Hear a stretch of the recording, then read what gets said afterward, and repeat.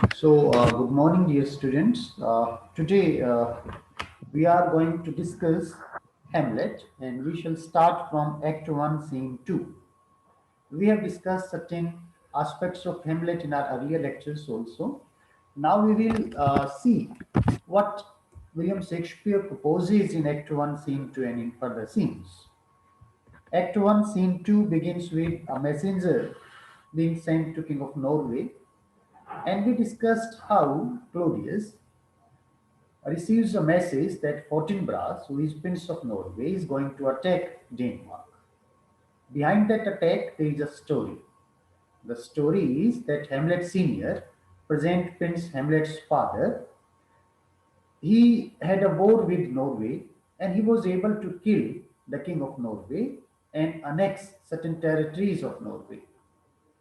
Now the kingdom of Norway is being ruled by the late king's brother, and the deceased king's son is Fortinbras. Now, Fortinbras is a son whose father has been killed in the war, wants to take revenge from Denmark, so he collects an army and is planning to attack Denmark. So we find that there is a parallel between the situation of Norway and the situation of Denmark. At both places, the kingdoms are ruled by the brothers of the deceased king. And in both kingdoms, the princes want to take revenge. They have different reasons to take revenge. Hamlet wants to take revenge from Claudius because his father has been murdered. Fortinbras wants to take revenge from Denmark because his father has been killed and his country has been, annexed. So, when Claudius gets this news that Fortinbras is amassing an army and is planning to to attack Denmark, he sends two people, Cornelius and Voltimand, to Norway to tell the king that this is something wrong and he should not take this adventure, otherwise, Denmark will repulse their army and defeat them. And he asks the king to control his nephew, Fortinbras. Then, in another uh, discussion of the matter, Claudius talks to Hamlet. Hamlet is sad and melancholy, and the king wants him to be happy. He says it is natural for a man to die, nobody is immortal. So Hamlet's father was to die one day, so he should not take it on his heart. And he tells Hamlet that he should consider his uncle as his father and the queen as his mother, and he exhorts him to leave off this melancholy. And he tells Hamlet in a very, sugar coated language that he has his, welfare on his mind. And Hamlet doesn't reply directly. He uses sarcasm and irony to answer the king's false pretense to love him. Hamlet knows that Claudius does not love him, and he is not ready to accept the offer of Claudius to behave like his son, his real son, and he answers in sarcasm. When Hamlet says that he wants to go back to his university for study, Claudius denies him permission. Claudius does not want him to go back to his university because he thinks that it's better to keep Hamlet under his own watch, to keep an eye on him. That's why he denies him permission. And the queen also joins the king in his advice to Hamlet that he should leave off his melancholy and he should be cheerful and enjoy his life. Now, when king and queen leave the room, there is a soliloquy in which Hamlet speaks about death and suicide. The world seems to him to be weary, stale, flat, and unprofitable. This soliloquy gives us a peep into the mind of Hamlet. Hamlet is so sorrowful at the death of his father and the sudden marriage of his mother that he has lost all interest in this world. He thinks there is nothing to gain to be living. He calls it unprofitable. He calls it, uh, flat and stale. The existence has no charm for him. He rather welcomes death. He would like to commit suicide. But at the same time, he knows that there are certain restrictions on suicide in Christianity. The thing which makes him so melancholy is the reason that his father has died, whom he adored and idolized. And the second thing which pains him much is that his mother has married very quickly after the death of his father. So he's not ready to accept this arrangement of his mother to marry the new king. Because according to him, Claudius is no match for his father. His father was like Hyperion, a deity, while the present king, Claudius, is like a satyr, a mere animal. It leads him to conclude that all women are unfaithful. That's why there is a famous line, frailty, thy name is woman. He's so much debunked by all this treachery of his mother towards the memory of his father, that he is ready to accept the dictum that all women are by nature unfaithful. He says that even a beast would have mourned for a longer time as compared to his mother. And he condemns this hasty and incestuous marriage in strongest possible terms. Then we move further, and Horatio, Marcellus, and Bernardo arrive, and they tell Hamlet that they have seen what they have seen during the night, and what Marcellus and Bernardo have been seeing for the last two previous nights. They tell Hamlet that his father, in the form of a ghost, has appeared before the castle, and the ghost has refused to talk to him. Hamlet is surprised and confused. Perplexed means confused. When he is told about the appearance of the ghost of his father, and he assures them that he would visit the spot where the ghost has appeared during the night. In a brief soliloquy, Hamlet expresses his apprehension, his fear, that if his father's ghost appeared in a warlike garb, all is not well. Garb is cloth. So Hamlet has a fear that the appearance of his father's ghost is not natural. It portends something unusual. It is an omen of something bad which has happened to his father. As we have discussed earlier also, that supernatural events, they were usually taken as signals of something bad which has happened in the natural realm of human beings. First, there is a connection between human beings and nature. Nature, you know, in a way, signals something bad which is going to happen in the human affairs. Secondly, nature responds to the tribulations, the earthquakes which happen in human lives. So Hamlet is afraid that if his father's ghost has come, it shows that something unnatural has happened to him during his life, or something was the reason because of which he has died.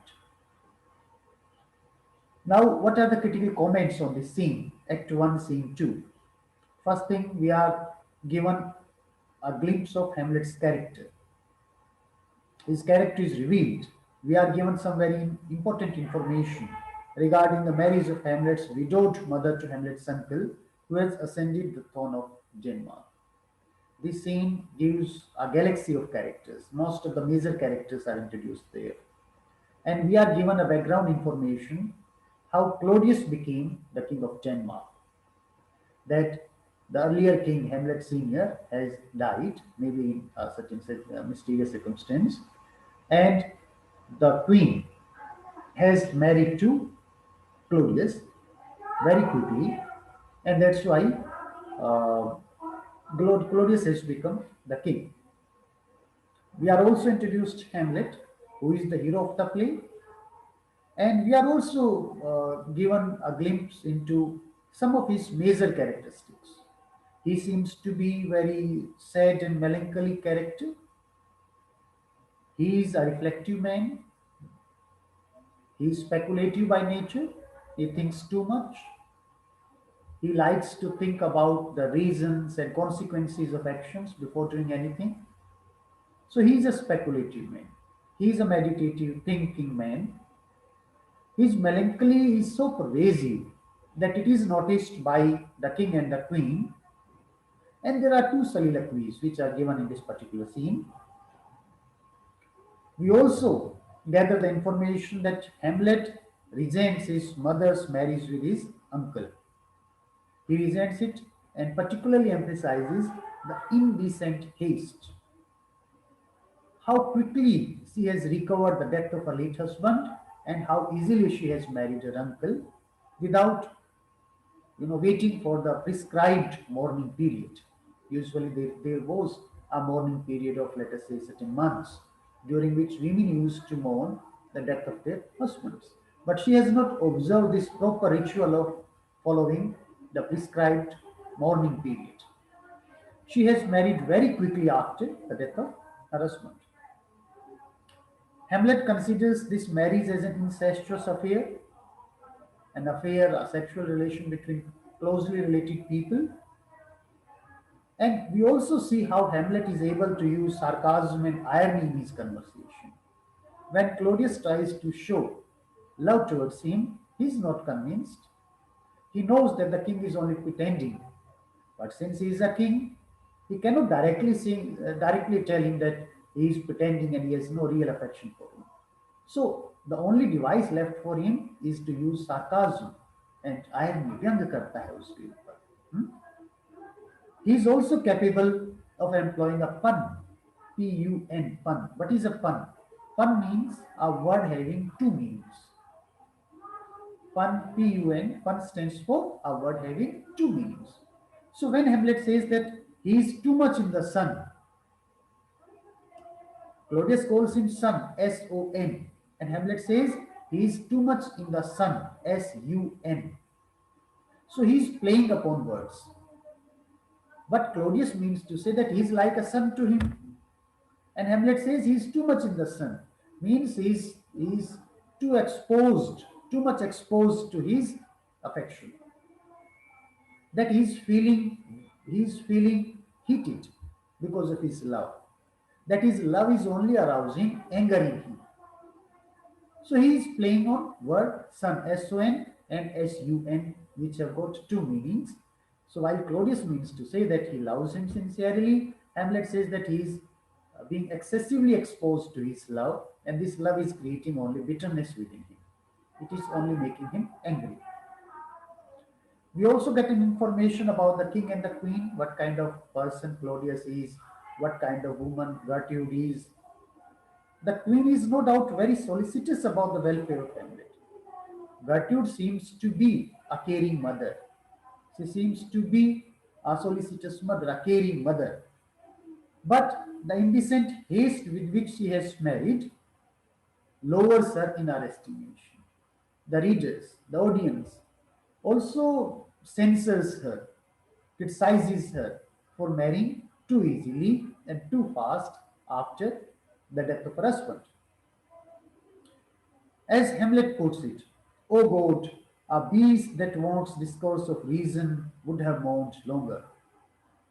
How Hamlet criticizes his mother when he says that even an animal who has no reason, who has no reasoning faculty, who is not rational, would have mourned longer for the loss of its mate as compared to my mother. एक जानवर भी जिसमें तर्क नहीं होता है वो भी लंबे समय तक उससे ज्यादा समय तक अपने मेट के खोने का शोक मनाता है ग्रैट्यूड की बजाय. His mother's hasty remarriage makes Hamlet generalizes thus frailty, the name is woman. As far as the king is concerned, Hamlet speaks very contemptuously about him in his soliloquy. Hamlet seems to have no respect for Claudius. He compares Claudius with a beast, with an animal. and he's not happy to be exposed to his love. At the same time, we also notice how softly Claudius speaks, how courteous he is. Hamlet's soliloquy show not only his reflective and speculative nature, but his poetic nature, the kind of language which is used in his soliloquies. It shows that Hamlet has a poetic nature. He has feelings and sensibilities fit for a poet. On learning that his father's ghost has been seen by Horatio another, he suspects a foul play. He suspects that something bad has happened to his father and he must investigate. So there are two soliloquies. There is first soliloquy of Hamlet, which shows his state of mind. He is shocked by his mother's marriage to his uncle in less than 2 months after his father's death. And although he has not very clear suspicion about his father's death, he doesn't suspect that something bad has happened till now. Ghosh से मिलने से पहले उसे शक नहीं है कि कुछ बुरा हुआ है. उसका फादर की डेथ अननेचुरल थी, ऐसा उसको शक नहीं है अब तक. And here he is only shocked to learn about his mother's remarriage. And he wishes that suicide were permissible. He compares the world to Eden and its fall after its fall. He compares two husbands of virtue, one to a beast, another to a god, and he generalizes about his mother's weakness, that all women are weak, all women are unfaithful. Maybe since we see Hamlet only after his father has died, so his melancholic nature might not be part of his real character. Because here Hamlet is suffering. He is suffering from the shock which has been due to the sudden death of his father and sudden remarriage of his mother, that he is suffering from a shock. And so he seems to be in a condition which foregrounds melancholic state of his character, right? Because we should not make our conception of Hamlet just by looking at what he does in the play. We must also think how characters praise him, other characters praise him for his qualities before his father died. So he might have a scintillating, a very bright character, but since we look at Hamlet only after these twin shocks, so we might make a partial understanding of his character based on what he does in the play. But we must remember that he is mostly praised by other characters in very high terms, having very great qualities of head and heart. So he might be a very bright young man, promising young man, uh, a prince who is loved by all his subjects, and a very promising king, right? Okay. So, yes, before his mother's second marriage, and we will see it later on when Ophelia sums up character of Hamlet, that before his mother's second marriage and the death of his father, Hamlet was loved by everyone. And there are certain very interesting lines which Ophelia uses about Hamlet, that he was the courtiers, soldiers, scholars' eye, tongue, sword, that he was the expectancy and rose of the fair state, the glass of fashion, and the mold of form. These lines will be spoken later by Ophelia, but these lines sum up real Hamlet as he was before he comes to know about his father's death and his mother's secondary marriage. Okay, now we come to Act 1, Scene 3 at page number 41. Act 1, Scene 3. This scene opens in a room in Polonius' house. Laertes is there, Ophelia is there. We already know that Polonius, who is a kind of prime minister to King Claudius, has one son and one daughter. The name of his son is Laertes, the name of his daughter is Ophelia. Laertes studies in a French university and he is asking his father's permission to go back to the university for his studies.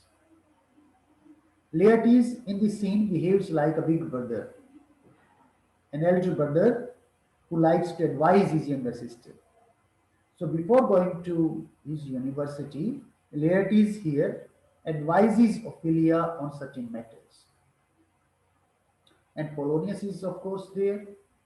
Polonius is a man who speaks rather too much. He is bombastic and, he's loud mouthed. He speaks too much without meaning anything. So this scene gives us an interesting glimpse into the character of Laertes as well as Ophelia, and of course about Polonius. Laertes is ready to depart for France. He disapproves of Ophelia's encouraging Hamlet's advances to her. Laertes knows that Hamlet is in love with Ophelia and he does not like it. The reason for his not liking his sister having an affair are because he thinks that princes are not free in matters of marriage. Princes often marry because of political compulsions. Princes often marry other princesses, so as to further the advantages of their of their states. So Laertes advises his sister Ophelia against encouraging Hamlet. Perhaps Hamlet loves her now, says Laertes, but he may not be able to marry her because, being the heir to the throne, he may not be able to exercise a free choice in this matter. He tells his sister plainly that although Hamlet might love her, but he might not marry her because marriage for princes was not their individual choice. It depended upon so many other factors. He urges her to become more cautious in her dealings with Hamlet. That's why he warns her that she should be more careful in being close to Hamlet. Because Hamlet might have a genuine liking for her, but this liking may not turn into marriage. Ophelia promises to bear her brother's advice in mind. Ophelia, like an obedient sister, says, "Yes, you are my elder brother, and whatever you are saying, it must be for my own welfare. So I'm ready to accept what you say." So on the one hand, this shows her obedience to her elders. She easily accepts whatever her elders tell her.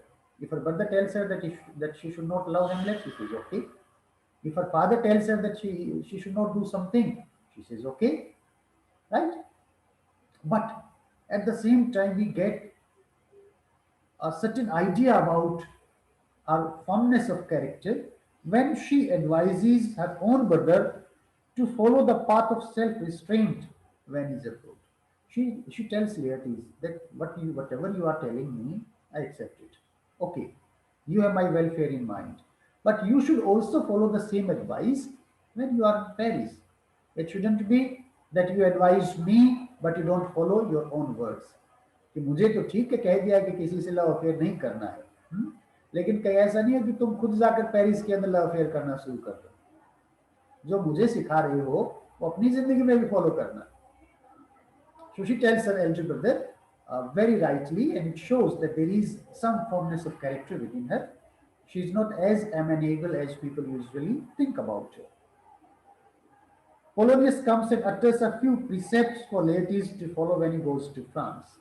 Polonius comes and gives certain advices to Laertes to follow when he's in France, and these advices are maxims usually, what people usually say without something original and something natural. For instance, he says, "Be thou familiar, but by no means vulgar," which is a maxim, which is a saying. "Beware of entrance to a borrower, nor a lender be." Familiar दोस्ती कर लो लेकिन बहुत ज्यादा close मत जाओ। ना उधार देने वाले बनो, ना उधार लेने वाले बनो। A kind of usual precepts which are uttered before people. And above all, to thine own self be true. You should be true to yourself. These are, usual cliches which are often used when you want to advise somebody. There is nothing particular, nothing individual about them. Laertes departs, and Polonius turns to his daughter, to whom he expresses the same distrust of Hamlet's love for her as her brother has expressed. After Laertes goes away, Polonius also advises Ophelia to follow what Laertes has advised her, that she should be beware of her affair with Hamlet. Hamlet is a prince and he is not free in matters of choice of his mate. He bids her categorically not to have anything to do with Hamlet in future. He tells her very categorically that she should have no affair with Hamlet in future. Now let us try to find what major information we gather from this scene. This is a domestic scene. It happens in the house of Polonius. So domestic scene, father, daughter, and son are there. It throws some light on the characters of Laertes, Polonius, and Ophelia. It gives us some information about these three major characters of the play. Laertes seems to be a very affectionate brother. He seems to be a very loving brother who feels much concerned about the welfare of Ophelia, who likes to advise his sister because he thinks that he, like an elder brother, should tell her something good. And he likes to advise her because he has a good future in mind. Obviously, he has not been able to judge Hamlet's character aright because he thinks the prince might besmirch his sister's honor. At the same time, we get an information that perhaps he is not correct in judging the character of Hamlet. He thinks that Hamlet might simply have an affair with Ophelia and then leave her. So it means he is not a right judge of character. He doesn't know Hamlet's nature, how honorable he is. Polonius utters a number of maxims, which no doubt contain sound common sense and valuable advice, but which, far from creating an impression in us of Polonius' wisdom or profundity, give us the feeling that they have merely been memorized by him for such occasions. We are also introduced to Polonius, and Polonius seems to be a shallow character who uses, impressive words of advice to his daughter and to his son, of course. But these words are borrowed from other people. He has nothing genuine to say. He has no originality. He is simply a pompous man. He is simply a man who likes to speak too much and speaks in a way to impress people without having anything original to say. Mechanically कुछ नहीं है, सिर्फ pompous है. Polonius produces a near comic effect by the advice he gives and by his garrulous manner. Garrulous is somebody who speaks too much. So Polonius is not only pompous, he is garrulous. He speaks too much without understanding what he is saying or without using economy words. Ophelia seems to be very simple-minded girl.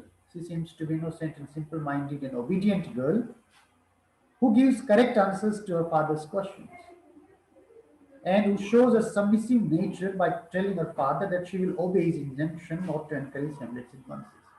She is very credulous, obedient, timid girl. Of course, at a certain point she resists also, but on the whole, we get we get an impression that Ophelia is submissive by nature. Whatever her father tells her, whatever her brother tells her, she is ready to accept them without any counter question or without her own assertion. Her father tells her, her brother tells her that she shouldn't have an affair with Hamlet. She says, okay, I won't have an affair with Hamlet. So it shows that there is no girth, there is no strength in her character as far as her own individuality is concerned. But otherwise, she is a lovable, submissive, self-sacrificing kind of girl. So this was Act 1, Scene 3. I think we should stop here and the rest of we will take in another lecture, right? Okay, so thank you.